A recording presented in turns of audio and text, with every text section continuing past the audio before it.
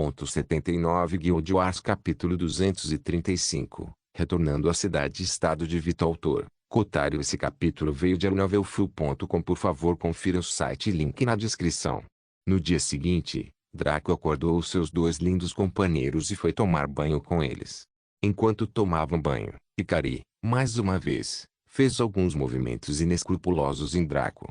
Ele só poderia rejeitar seus avanços gentilmente, pois não tinha planos de adicionar outro ovo tão rapidamente. Ele prometeu a ela que resolveria algo mais tarde, então Ikari ficou parcialmente satisfeito. Como amanhã seria a data prevista para o parto de Roma, Draco decidiu ir para Vita City Stat e ficar lá, pelo menos até ela e Zayn darem à luz.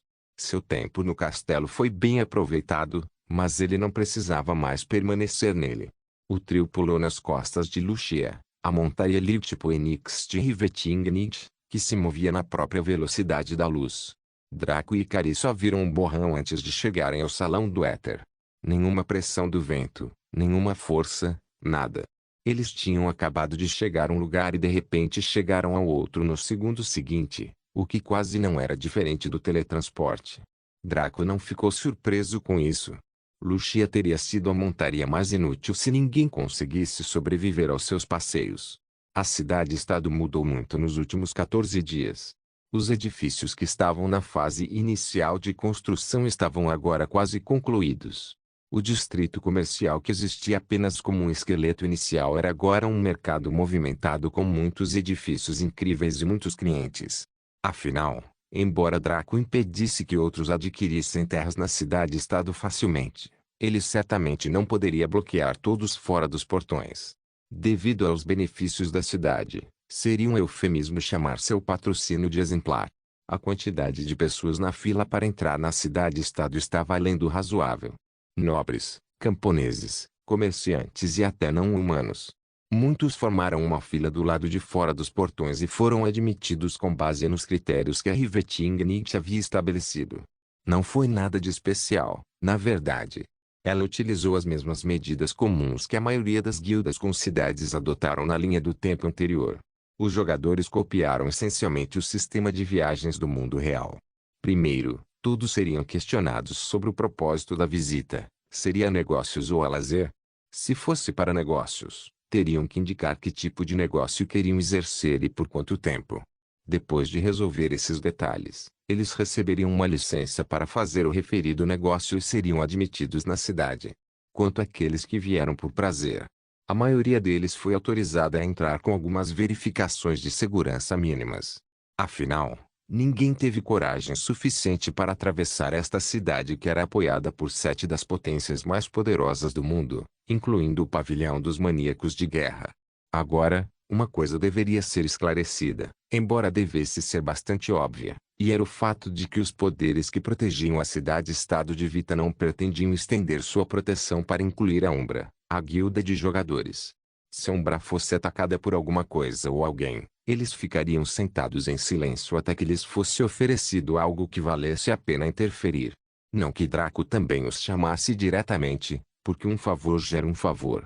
No entanto, se a segurança e os interesses da cidade-estado de Vita ficassem sob ataque, eles empregariam toda a sua força para defendê-la. Mesmo os demônios que invadiriam durante a Grande Guerra poderiam simplesmente desistir em Vita City Stat. Foi por isso que aqueles poderes ocultos não-humanos de rank 7 que forneceram tropas a miríades de cartas e lorebinders se atreveram a fazê-lo. Eles não poderiam atacar a cidade depois de serem rejeitados, espoliados, mas certamente poderiam atacar a guilda.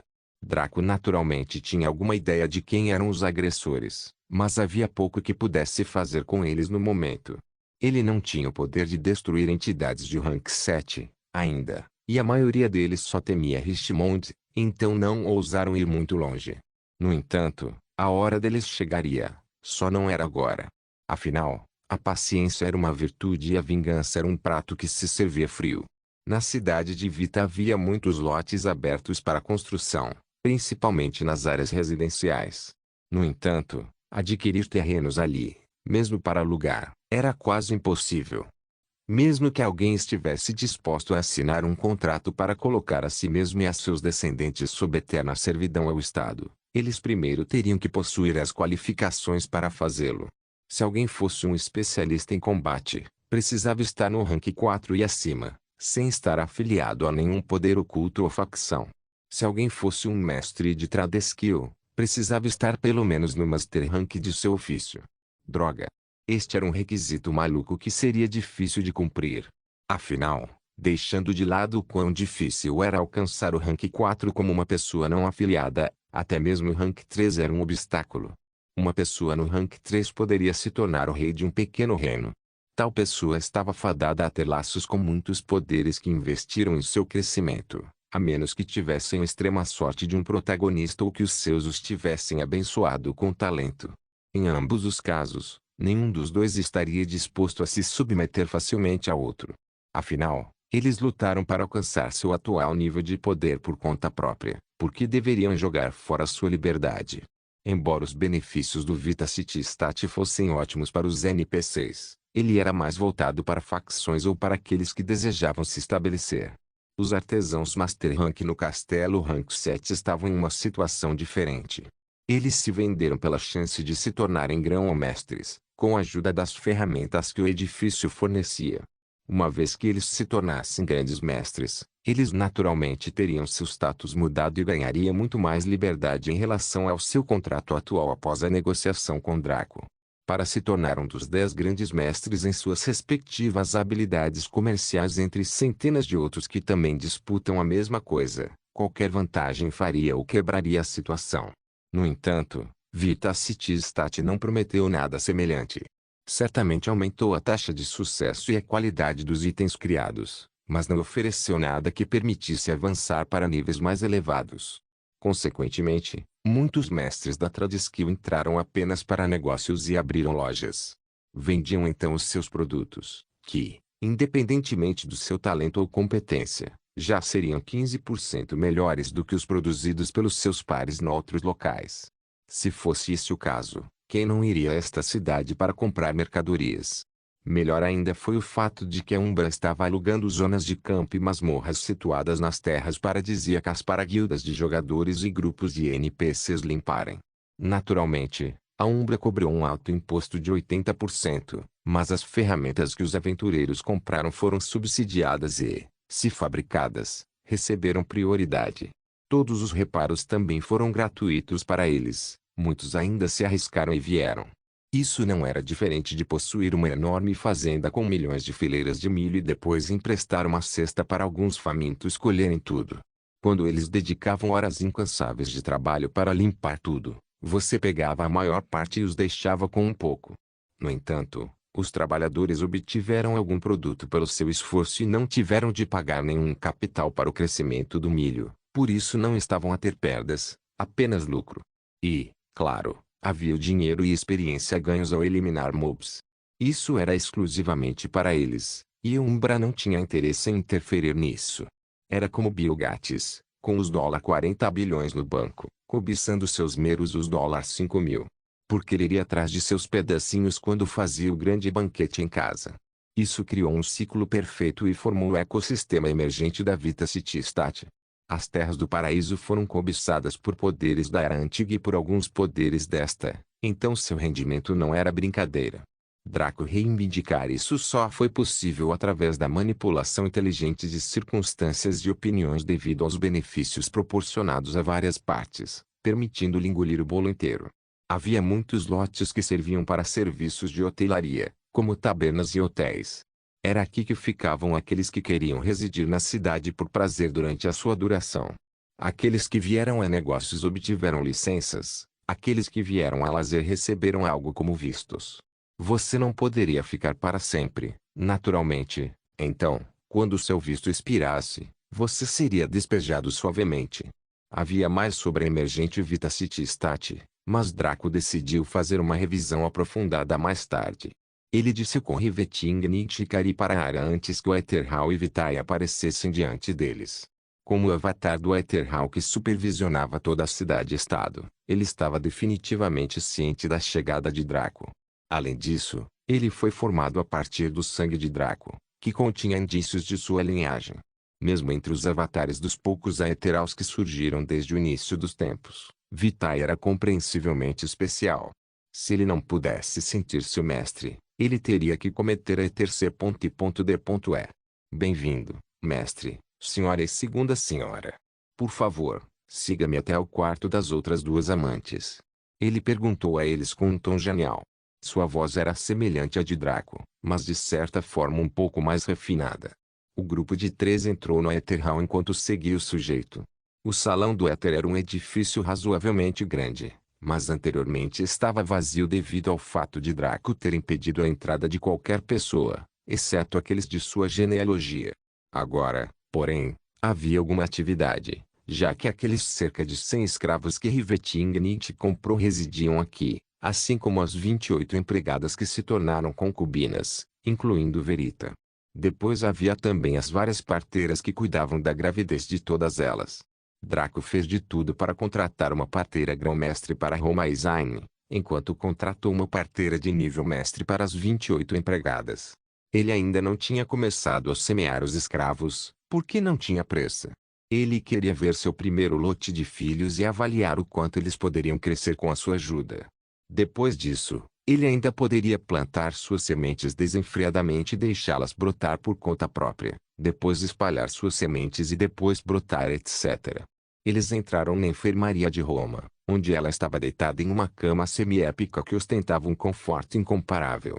A beleza de pele caramelo parecia estar incrivelmente feliz com a vida no momento. Suas circunstâncias foram feitas para maximizar seu conforto, juntamente com o fato de que ela daria à luz seu primeiro filho em breve, que seria o primeiro de sua tribo de ciganos no mundo real. Como ela poderia não estar contente?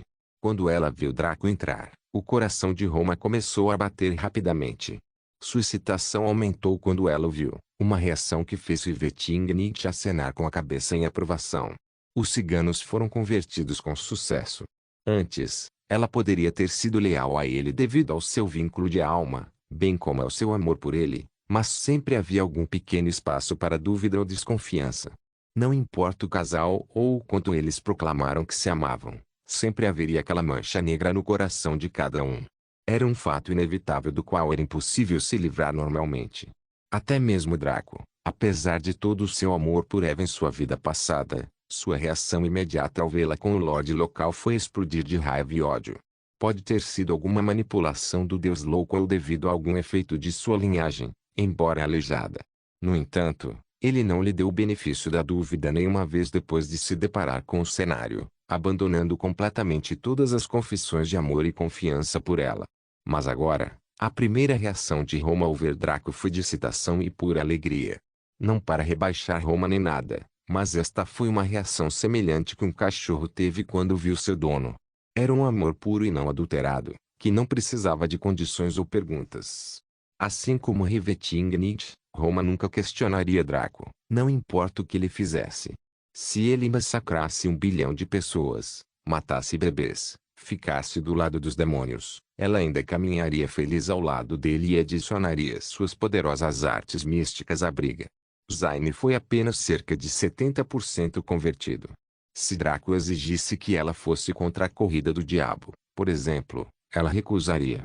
Se ele tomasse decisões extremamente arbitrárias para o filho e ela não conseguisse entender a lógica por trás delas, ela as questionaria e, a menos que ele lhe desse uma resposta satisfatória, ela recusaria.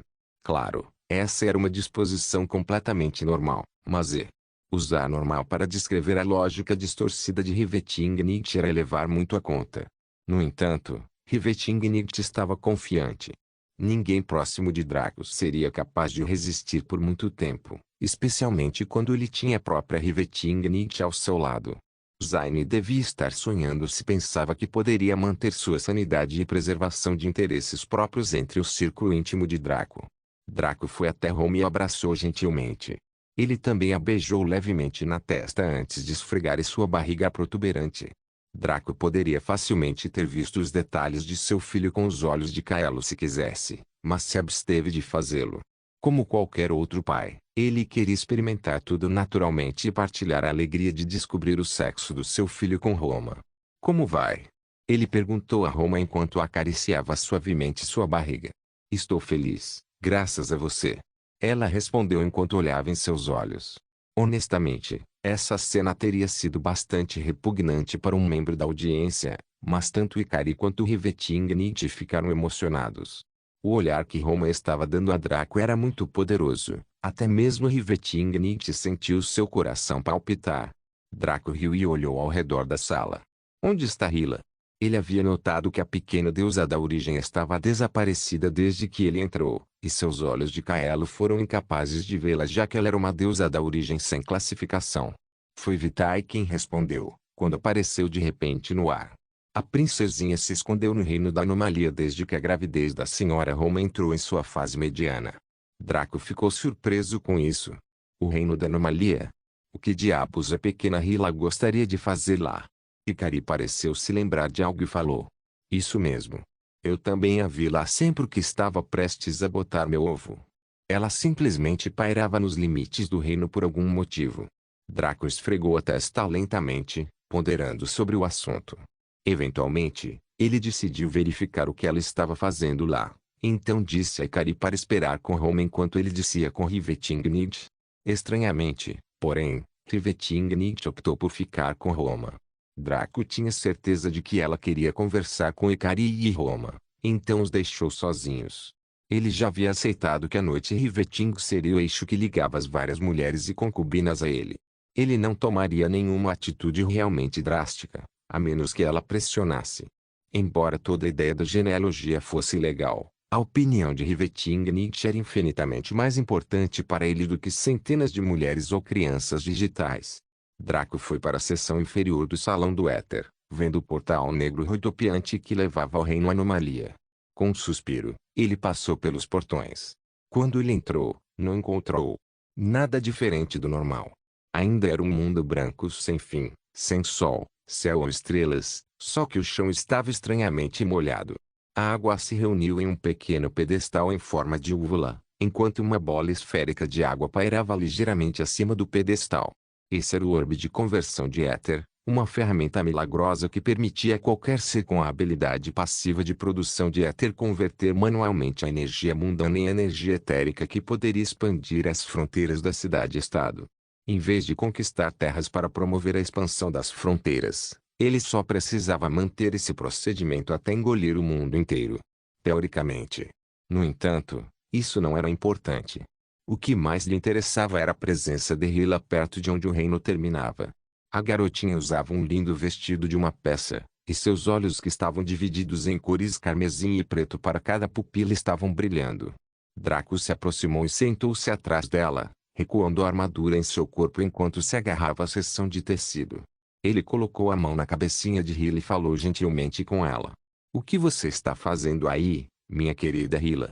Hila parecia ter notado Draco há muito tempo, mas seu foco ainda estava nas bordas do reino Anomalia.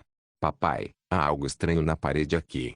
Ao dizer isso, ela apontou para uma área muito insípida na frente deles. Era uma mancha branca que parecia falsa, ao contrário do resto que compunha as partes transponíveis do reino. Afinal, todo mundo tinha limites. Não havia mundo ilimitado, exceto o plano principal. Até mesmo o reino dos deuses tinha escopo limitado, tendo um limite finito. Contudo, Draco levou as palavras de Hila a sério. Embora sua capacidade de produzir energia de origem tenha sido bloqueada para o bem do mundo e para sua própria segurança, isso não mudou o fato de que ela era uma deusa da origem, independentemente de sua idade. O que há de estranho nisso? Draco perguntou curioso, pois não conseguia ver nada de especial, mesmo com os olhos de Kaelo. Hila pareceu surpresa que Draco não foi capaz de identificá-lo mesmo depois que ela apontou para ele, mas ela se inclinou para seu abraço caloroso, do qual ela sentiu muita falta nas semanas em que ele esteve fora. Há um buraco estranho ali. Ele está coberto por uma energia branca estranha, mas posso ver um pouco através dele. Draco franziu a testa. Um buraco nos limites do reino da anomalia que levava a outro lugar? Não só isso, mas foi coberto por uma energia branca. Em Richmond, Draco aprendeu que a energia de origem era dourada, enquanto a energia divina era de um branco imaculado. A Creation Energy era de cor cremosa, enquanto a Destruction Energy era escura como breu. O etérico era de um azul esverdeado, semelhante à energia mundana, com a energia etérica sendo um tom mais profundo. Isso significava que Hila estava vendo uma parede de energia divina bloqueando um buraco. Isso pode explicar por que ele não conseguiu ver, já que seus olhos de Kaelo reequilibrados não conseguiam ver facilmente a energia divina como antes. Guild Wars capítulo 236. Data de vencimento. Draco pensou profundamente sobre o assunto e então deixou para lá. Não fazia sentido investigar algo que ele não conseguia ver. Não só isso, mas isso dizia respeito à energia divina. Ele não era suicida o suficiente para brincar com algo tão perigoso depois de suas experiências horríveis por subestimar a energia etérica. Ele levantou Hila em seus braços e sussurrou gentilmente para ela. Papai sentiu sua falta, minha doce Hila. Vamos sair e passar algum tempo juntos, ok? O garotinho se aconchegou alegremente nele. Ela parecia sonolenta agora que sua atenção havia sido desviada da parede. Draco só podia se perguntar se ela tinha legitimamente ficado ali sentada dia e noite por mais de 2 semanas apenas olhando para a barreira. Ela murmurou seu consentimento levemente antes que o som da respiração suave viesse de seu minúsculo corpo. Draco riu e cuidadosamente a levou para o quarto e no andar de cima, onde Rivetingnit, Ikari e Roma conversavam levemente. Todos ficaram quietos quando viram Hila adormecida nos braços de Draco, mas ele acenou para que continuassem. Ele usou sua magia subjetiva para estabelecer uma barreira sonora ao redor dela, minimizando os ruídos ao redor até que parecessem ambientais para ela. Enquanto eles retomavam a conversa, Draco sentou-se em uma poltrona próxima e convocou Vitae. A entidade etérica apareceu rapidamente e fez um gesto de saudação. Draco então pediu ao Vitae que lhe desse um resumo completo das circunstâncias e progressão de Vita City Stat ao longo do tempo em que esteve ausente. Vitae começou o seu relatório analisando sistematicamente os avanços dos seus sectores doméstico, da saúde, da educação, do desenvolvimento, da economia e de outros sectores essenciais. Nas 5 horas seguintes, Vitae apresentou seu relatório sobre a situação. Draco mal se mexeu o tempo todo, certificando-se de que o anjinho, que parecia ter encontrado em seus braços o lugar mais confortável do mundo, não acordasse. Draco compilou tudo o que ouviu de Vitae e entendeu todo o cenário da cidade-estado. Em essência, a Vita Capital City estava atualmente em uma fase de grande expansão. Foi o caso em que cada dia foi drasticamente diferente do anterior em termos de progresso. A cidade movia-se à velocidade da luz, realizando em semanas o que outras cidades-estado levariam anos. Isso, em primeiro lugar, tinha a ver com os benefícios proporcionados pela Vita City Stat, que eram: bônus Vita Capital City, o modificador bônus SPA acumula 1% por hora gasta no assentamento e é limitado a 70%. As taxas de sucesso de criação aumentaram em 10%, independentemente da habilidade comercial. A esperança de vida dos cidadãos aumenta por um factor de 2. Os cidadãos são imunes a doenças comuns e resistentes a doenças raras. Taxas de sucesso na criação de técnicas aumentadas em 10% nos centros de treinamento da cidade. Itens elaborados ou técnicas criadas ficam 20% melhores quando concluídos. O crescimento natural da população é impulsionado em 500% neste momento. 20% do total de terrenos na cidade de Vita foram desenvolvidos para formar residências, empresas e edifícios industriais. Cerca de 79% eram terrenos baldios que ainda não tinham designação, o que era uma questão premente. Afinal, não importa quão grande ou magnífica fosse uma cidade, ela sempre pareceria incompleta se houvesse tantos terrenos baldios. Isso seria simples de consertar, desde que Draco vendesse ou alugasse o terreno em massa, mas ele não fez nada disso. Atualmente, ele havia alugado apenas alguns lugares próximos às bordas dos vários poderes ocultos com o propósito de criarem uma genealogia maior. Além disso, ele só oferecia contratos de longo prazo para artesãos e comerciantes da Tradiskill, com taxas de impostos terrivelmente baixas. Afinal, a Umbra tinha tanto dinheiro que não precisava dos impostos dos outros para sobreviver. Ainda aceitariam parte como uma quantia simbólica, porque um governo sem um sistema fiscal estável desmoronaria em breve. Tinha um propósito social e legal para a sociedade, além do financeiro.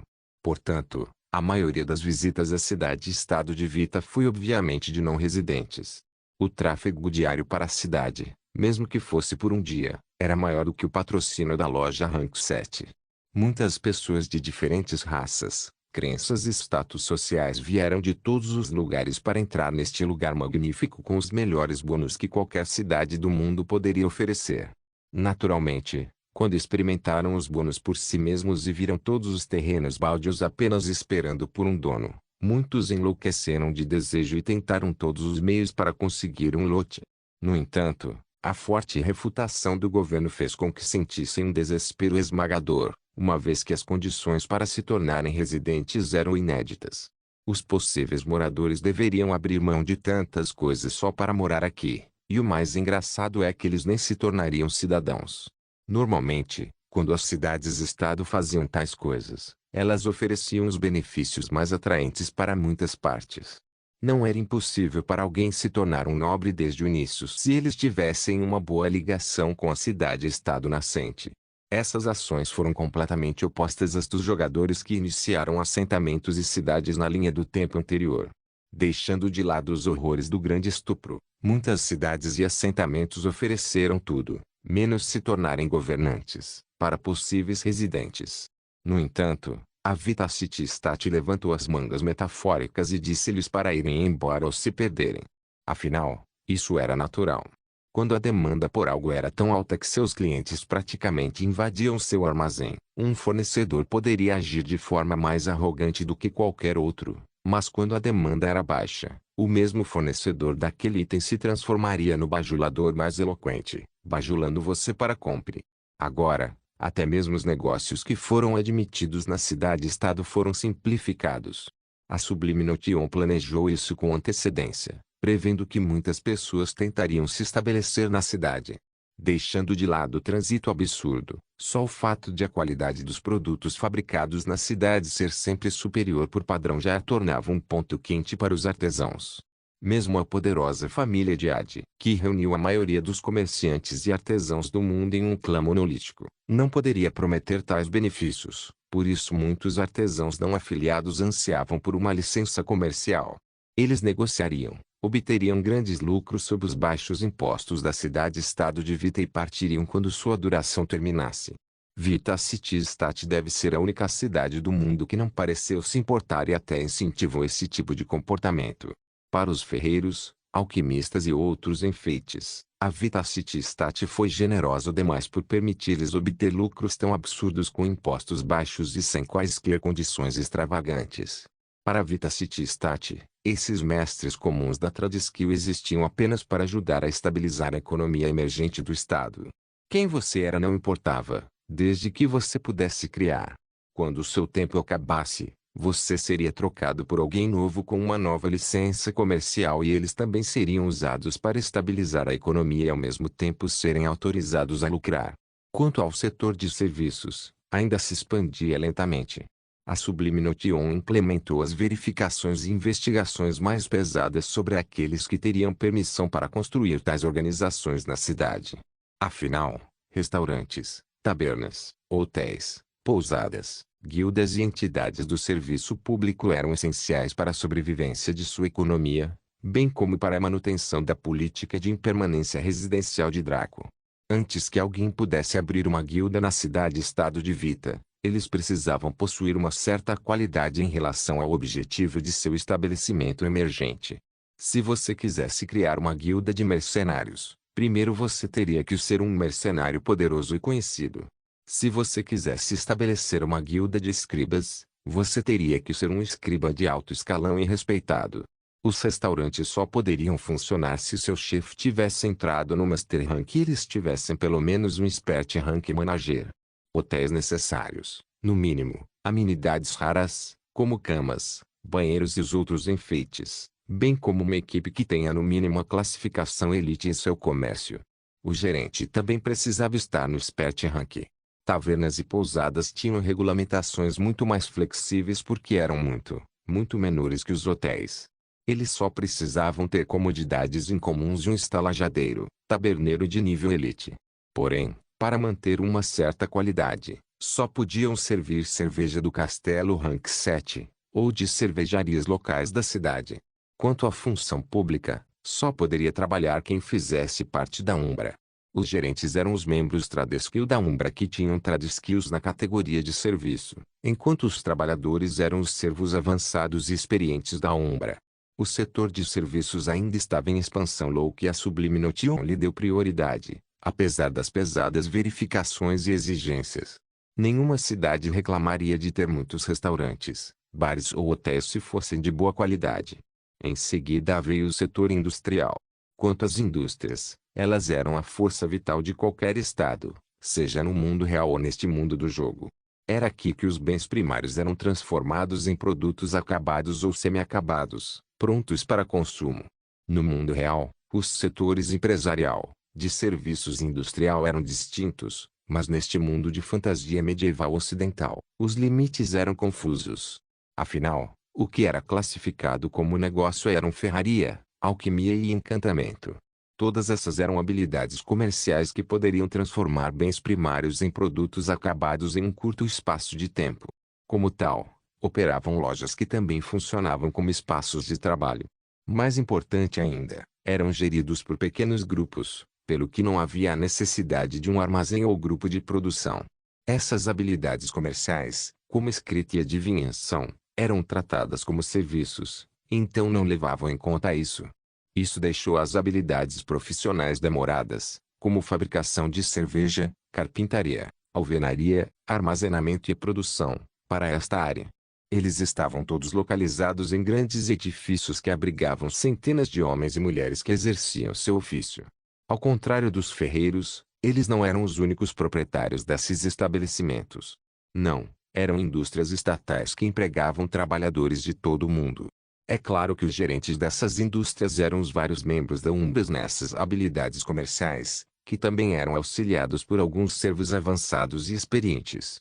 A maioria dos trabalhadores eram NPCs escolhidos a dedo que eram razoavelmente qualificados, mas possuíam bom caráter. Eram pessoas honestas que trabalhariam desde que fossem bem pagos e seriam leais desde que fossem bem tratados. Então, novamente, isso também pode estar se referindo a mais de 60% das pessoas no mundo real. Comercial, serviços e industrial. Nessas três frentes, a Vitacity Stat fez progressos absurdos. O principal problema que o reino nascente enfrentava era a quantidade de terras livres devido à política estrita de impermanência residencial de Draco, mas isso seria resolvido com o tempo. Mas foi engraçado. A maioria dos reinos sofria por ter poucas terras e teriam que guerrear com outros para expandir o território, mas a cidade-estado de Vita tinha tantas terras, mas não conseguia encontrar pessoas boas o suficiente para colocá-las lá. Havia os setores militar e político para discutir também, mas Draco dispensou Vita e disse-lhe para retomar isso amanhã. Por enquanto, ele preferia passar mais tempo com Roma, pois o parto era amanhã. Draco foi até a cama dela e sentou-se ao lado dela. Como você quer nomear nosso filho? Roma nem sequer ponderou antes de dar uma resposta arrepiante. Eu gostaria que você decidisse, Draco. Não importa quem, quando duas pessoas trouxessem uma nova vida ao mundo, ambas teriam ideias sobre como nomear seu filho. Foi um evento importante para ambos os pais, e eles normalmente debateriam durante semanas até que a criança nascesse. Alguns casais podem dar prioridade à escolha dos seus homólogos devido ao desequilíbrio de status ou simplesmente à confiança. No entanto, eles ainda apresentariam algumas ideias. Roma estava basicamente dizendo a Draco que não importava o nome que lhe desse ao filho, ela ficaria bem com isso. Isso não foi uma coisa ruim, certo? Por que falar tanto sobre isso como se fosse um grande negócio? O aspecto de arrepiar os cabelos era o fato de que o senso de nomenclatura de Draco era muito básico. Ele às vezes fazia alguns nomes interessantes, como aqueles para suas próprias técnicas, mas as outras escolhas que ele fazia eram um lixo absoluto, como uma opção básica de fogo da Fênix. Basicamente, confiar em Draco para nomear qualquer coisa era como administrar um gacha. Havia 50% de chance de ele conseguir algo bom e havia 50% de chance de ele inventar algo que resultasse em bullying de seu filho por toda a vida. No entanto, já era tarde demais. Roma não dava mais ouvidos à razão, pois seu medidor de confiança em Draco havia ultrapassado os 100% e ainda estava subindo até hoje.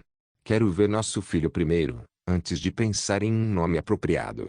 Porém, Como primeiro cigano de sua tribo, nosso filho deve ter um nome que combine com o futuro líder da tribo. Já ouvi, então podemos encontrar algo assim para a criança. Draco sorriu gentilmente ao dizer isso e os olhos de Roma umedeceram. Draco. Ficou claro que ele sabia do seu maior desejo e estava disposto a ajudá-lo a alcançá-lo. Tudo o que Roma queria era trazer vida de volta à sua tribo, e escolher nomear seu primeiro filho com algo relacionado à sua tribo foi Draco efetivamente carimbando sua aprovação por isso. Isso realmente comoveu Roma, e seus olhos roxos brilharam com um brilho estranho. Draco conhecia esse brilho, pois sempre o via nos olhos de Rivetingnid. Ikari também tinha um pouco disso, mas não era tão brilhante quanto Rivetingnid ou Roma. Ikari provavelmente estava com 99%. Apenas um pequeno empurrão faria sua sanidade e raciocínio lógico quebrarem como Roma e Rivetingnid. Draco acompanhou Roma durante o dia, junto com a pequena Hila que, uma vez acordada, era bastante falante. Ela normalmente era uma criança quieta, mas parecia ter amadurecido muito mais nas últimas semanas. Draco não tinha certeza do que pensar sobre isso. A cabeça de Hila chegava até os joelhos, mas ela falava como alguém alto o suficiente para alcançar sua cintura. Provavelmente, sua mente se desenvolveu mais rápido que seu corpo. Bem, Draco não se importava, desde que ela permanecesse tão adorável quanto era, ele disse a si mesmo enquanto esfregava suas bochechas nas dela. Hila tinha uma expressão de suspiro, as coisas que eu tolero por amor. Depois de estragar Hila e Rome o dia todo, Draco passou a noite meditando sobre sua magia subjetiva enquanto eles dormiam. Ikari encontrou um quarto para dormir enquanto Rivetingnid acompanhava Draco. Os dois frequentemente canalizavam suas linhagens em conjunto, maravilhando-se com o sentimento de coesão entre eles. Eles eram como dois ímãs positivos e negativos, respectivamente. Eles não apenas foram atraídos, mas quando fundidos, sentiram-se completos. Falando em termos ilimitados, as linhagens de Draco e Rivetingnid eram agora como equipamentos definidos, e quando ambos foram reunidos, habilidades especiais foram desbloqueadas enquanto as básicas eram fortalecidas. Às vezes, Rivetingnid ativava seu aspecto geral, o que fazia o de Draco brilhar também. Como eles estavam no Aetherhall, eles não temiam que alguém sentisse suas habilidades. Surpreendentemente, Hila parecia encantada com suas verdadeiras formas, apesar do quão curto eles as ativaram. Logo a manhã chegou e com ela a tensão. Embora todos soubessem que tudo seria perfeito, sempre havia aquele sentimento de ansiedade, especialmente de um futuro pai pela primeira vez. Roma acordou com os cílios tremulando levemente. Ela parecia se sentir muito fraca ao contrário de ontem, e isso deixou Draco muito preocupado. Porém, Roma apenas sorriu e disse que estava bem.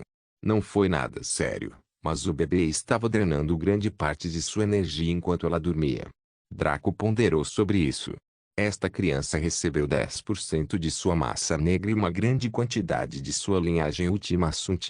Ele normalmente economizava no Ultima Sunt para suas outras concubinas, mas Roma havia conseguido o acordo completo. Como tal, ela estava grávida de uma criança que poderia ter tanta concentração no sangue quanto King, ou apenas tímida. Embora Draco e Roma não fossem sangue puro, sua concentração era meio sangue.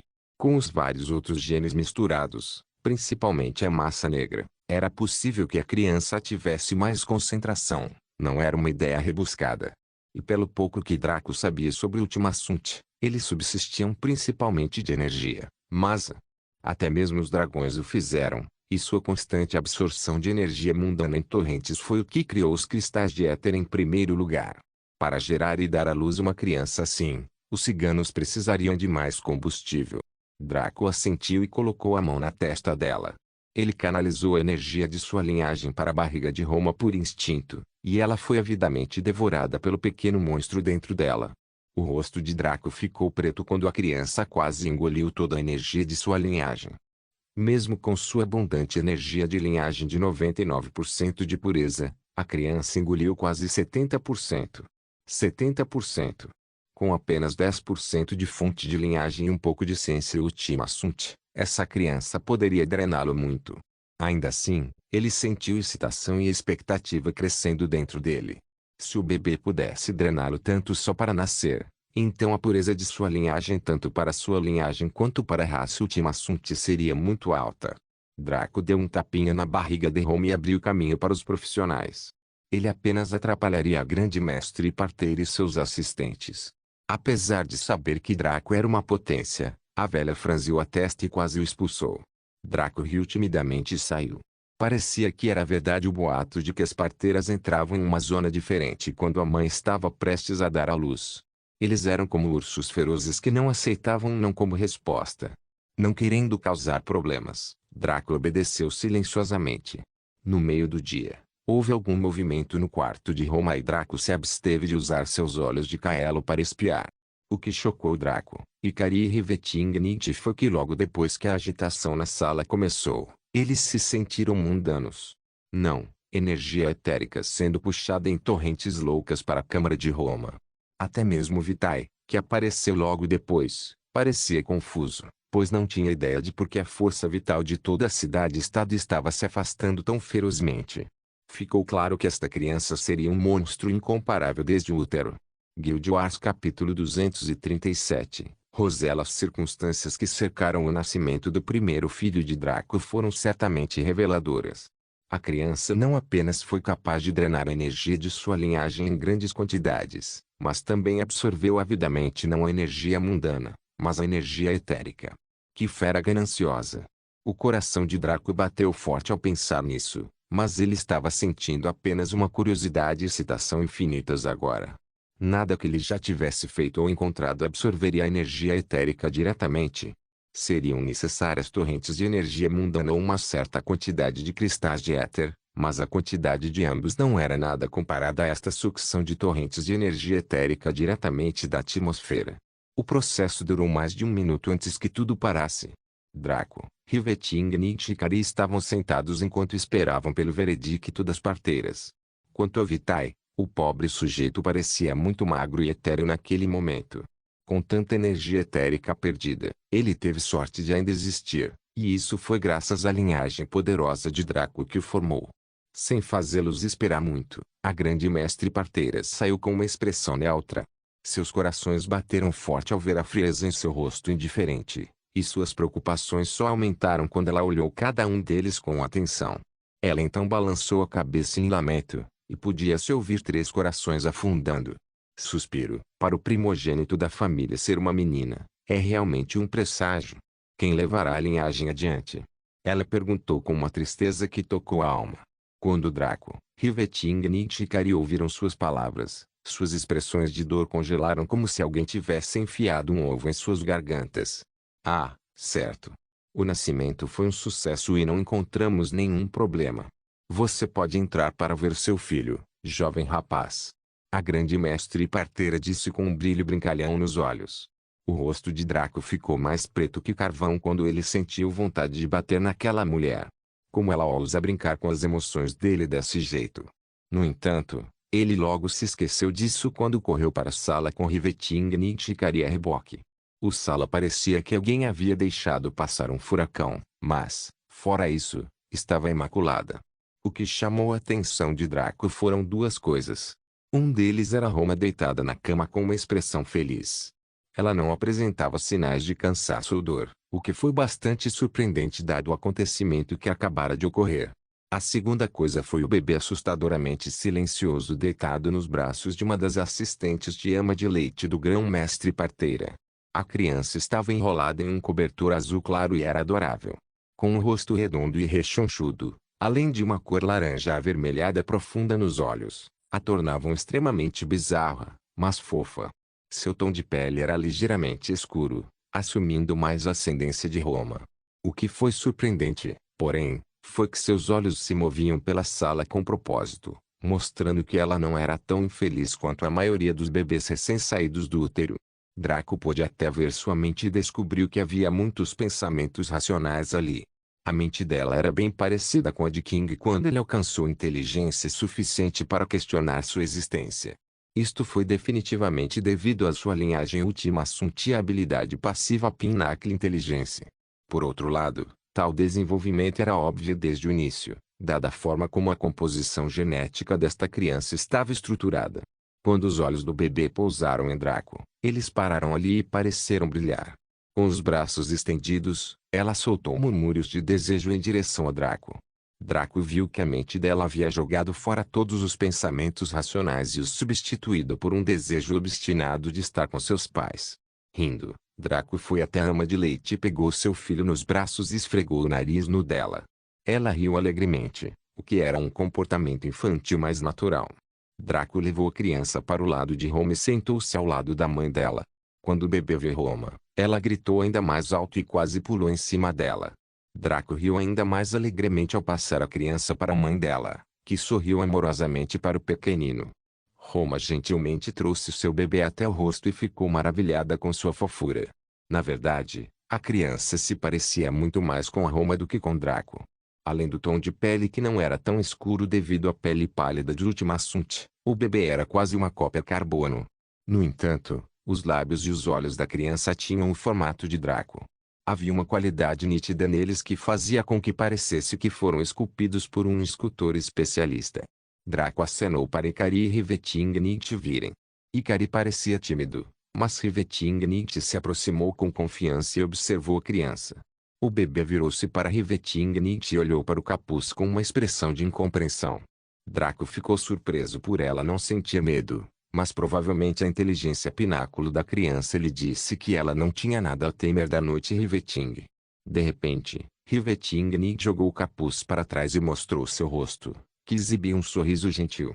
Quando o bebê viu esse nível de beleza, seus olhos quase saltaram das órbitas, o que foi uma reação extremamente cômica para uma criança.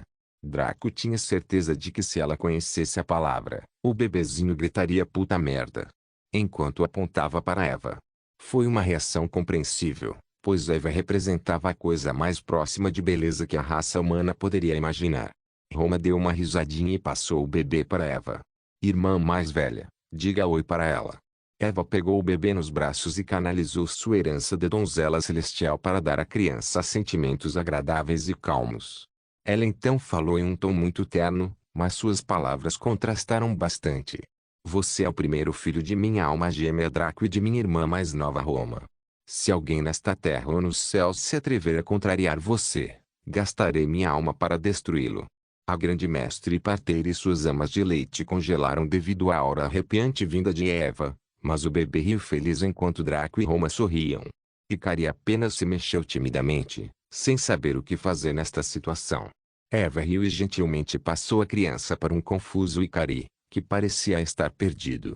Eva percebeu sua situação e acariciou cuidadosamente o cabelo de Ikari enquanto a tranquilizava. Embora seus filhos ainda não tenham nascido, ninguém pode negar que você também é mãe, Ikari. Essa criança é de Draco e Roma e, portanto, é nossa parente. Ela é da família, então não há necessidade de ser tímido. A confusão e o pânico de Ikari pareceram diminuir gradualmente enquanto ela ouvia Eva. Ela então encarou a criança e sussurrou levemente. Olá.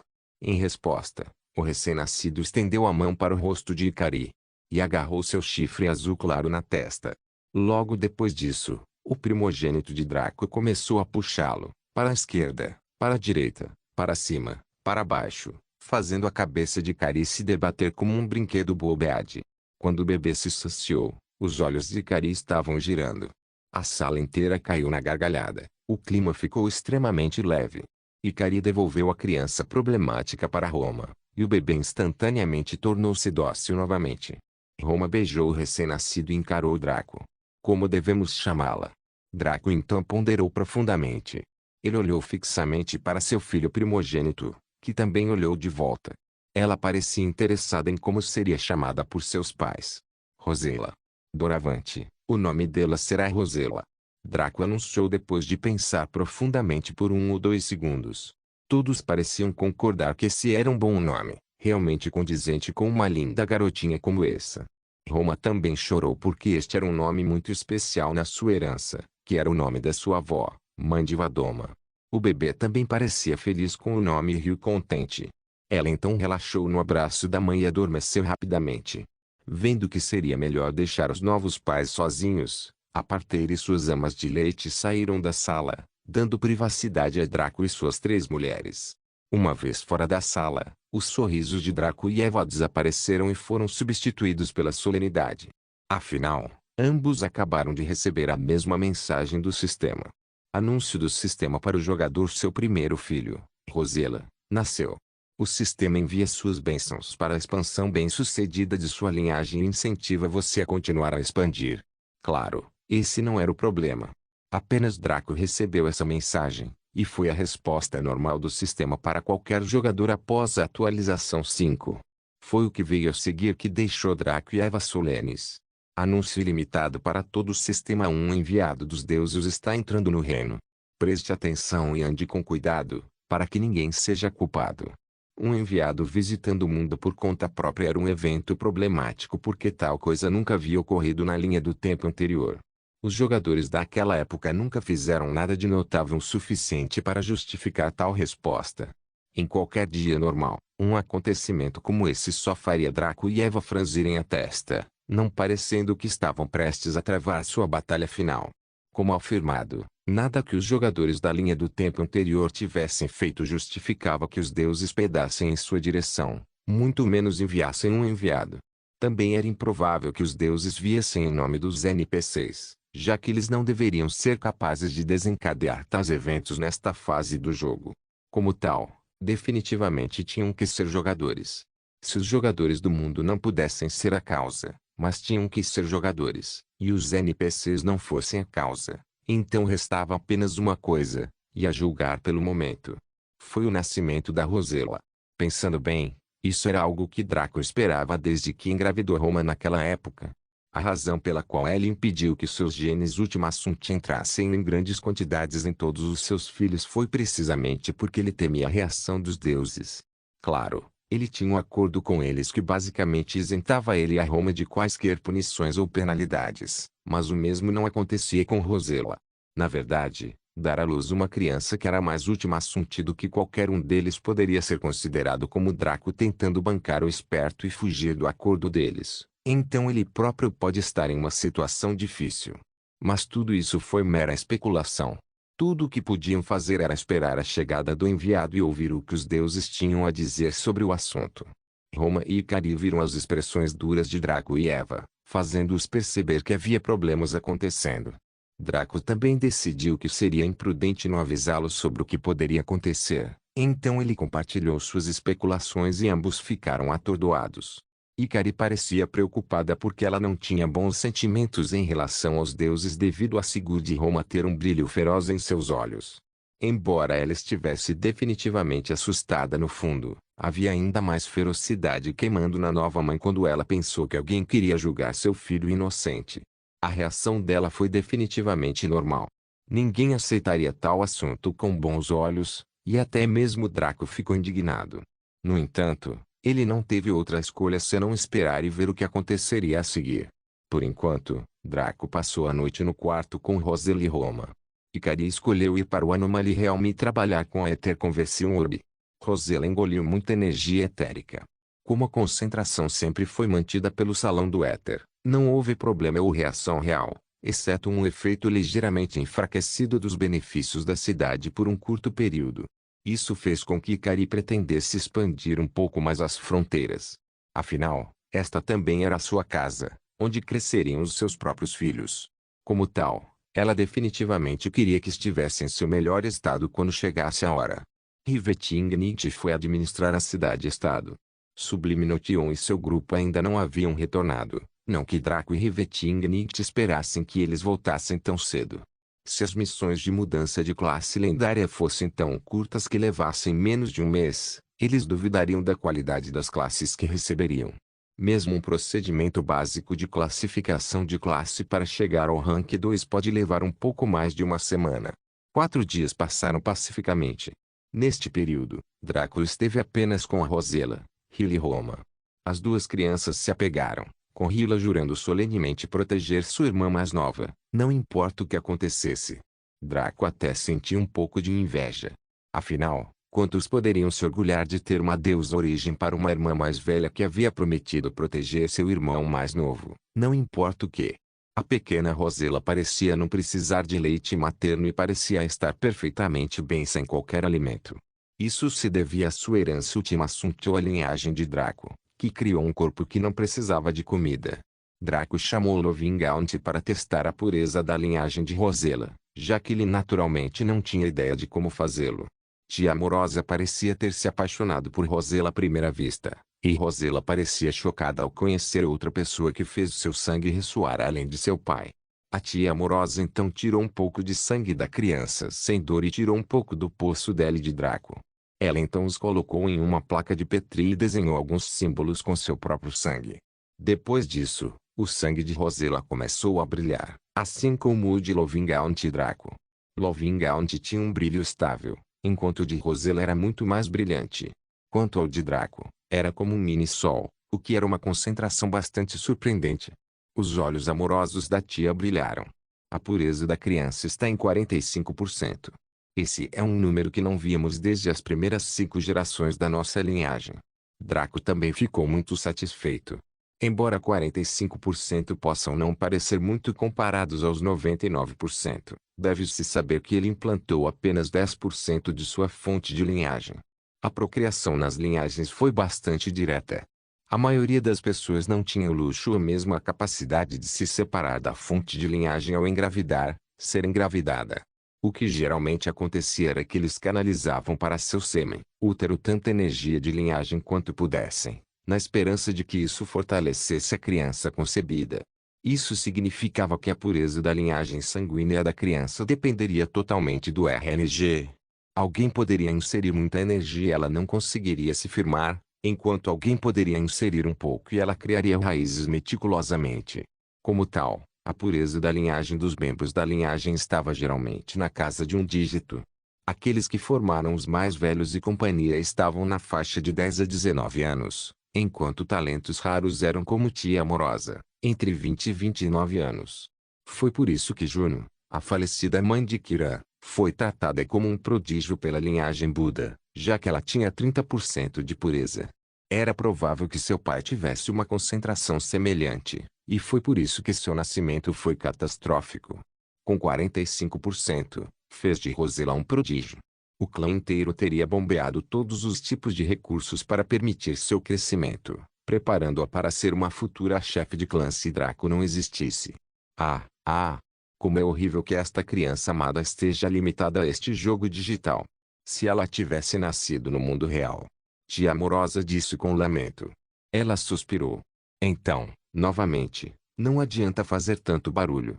Já que este lindo bebê está aqui agora, esta tia irá mimá-la por toda a eternidade. Draco riu e deixou sua tia com Rosella e Hyla.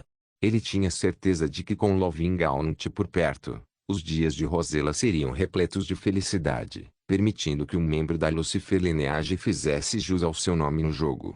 Draco caminhou pelo salão do éter e chegou ao quarto design, que era relativamente próximo ao de Roma. Ao entrar, ele notou que o design era quase o mesmo. Ele viu a súcubo de pele escura deitada confortavelmente na cama, mastigando uvas preguiçosamente enquanto suas amas de leite a abanavam com expressões de dor. Zayn parecia absolutamente fascinante com seu corpo fortemente exposto para maximizar seu conforto. Porém, seu apelo sexual foi um pouco prejudicado por sua barriga protuberante. Quando as amas de leite notaram Draco entrar, elas pareceram ver uma tábua de salvação e instantaneamente se curvaram enquanto saíam apressadas. Só se poderia imaginar como essa súcubo preguiçosa abusou de sua bondade para alimentar sua letargia. Zayn sorriu ao ver Draco e tentou se sentar, mas o sujeito acenou com as mãos e se sentou perto dela. Ao contrário de sua natureza amorosa com Zayn precisava de um pouco mais de intimidade se quisesse uma reação semelhante de Draco. Sem mencionar que seu propósito aqui não era exatamente 100% agradável. Conte-me os detalhes do leilão divino e não deixe nada de fora. Draco perguntou com um leve sorriso. Zayn assentiu e começou a reiterar em detalhes o que havia acontecido naquela época. Draco ouviu em silêncio, embora estivesse maravilhado com a intensidade do leilão. Parecia que ele havia perdido um grande evento desta vez, mas ele estava no meio do treinamento. Ele ainda não teria ido mesmo se soubesse de tudo o que aconteceu. Quando Zayn terminou, Draco sorriu e acenou com a cabeça em aprovação. Do começo ao fim, você foi esplêndido. Sua decisão de acompanhar Eva foi inteligente e perspicaz, e não vamos esquecer sua sugestão maravilhosa de usar cristais de éter. Draco bateu no queixo e apontou para Zayn. Só por isso, honestamente sinto que sua presença aqui é uma dádiva de Deus. Draco deu um tapa nas coxas e falou com uma voz profunda. De agora em diante, você será o estrategista da minha linhagem. Sua autoridade em assuntos relacionados à administração ficará atrás apenas de Eva. Um cérebro como o seu não pode ser desperdiçado. Os olhos de Zayn brilharam e ela também sorriu. Farei questão de não decepcioná-lo, Draco. Draco suspirou e então sua expressão ficou um pouco rígida. No entanto, o assunto referente àquela garota estranha que é assessora de Madame Carrie. O que você tem a dizer sobre isso? Não se esqueça de deixar o link de se inscrever no canal. Caso queira contribuir de alguma forma com o canal, entre em contato comigo pelo Instagram do canal. O link do Instagram do canal estará na descrição do vídeo. Por favor, certifique-se de verificar meus outros vídeos. Tenho certeza que você vai gostar deles. Solem irmãs, Solem irmãos.